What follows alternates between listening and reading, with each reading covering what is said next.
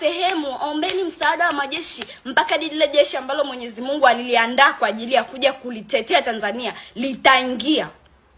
Lakini hii vita ni kubwa na damu ni nyingi, na Mama Samia huwezi ukaisimamisha vita hii kwa hivyo unavyotegemea wewe utaisimamisha.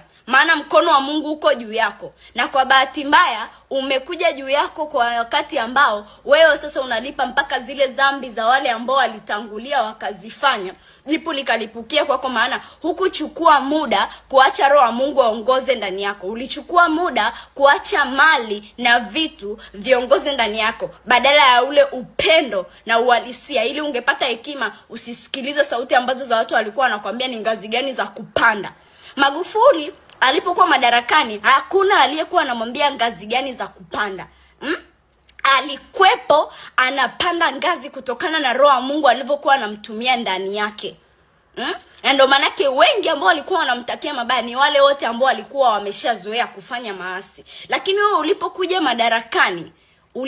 madarakani haukutembea tena na ile sauti ya Mungu. Ulikuwa hujiamini wewe peke yako kwamba una hiyo power ya kuweza kufanya mambo kwa njia yako, maana ulikuwa ni rahisi na hakuna ambaye angeweza kukupinga. Ila uliogopa ya kwamba utakufa, na isitoshe utakufa tu kwa sababu ni lazima ufe. Kwa hichi ambacho kinaendelea katika taifa ni lazima ufe. Uliogopa kwamba utakufa, kwa hiyo kutaka kwenda kinyume na jinsi walivyokuwa wanakuambia wewe uende.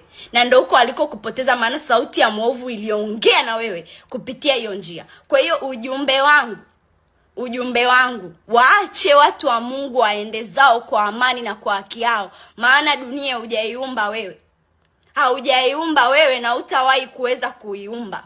Dunia ina mtu wake na ni Mwenyezi Mungu mwenye haki, asiyeongwa, asiyepewa chochote.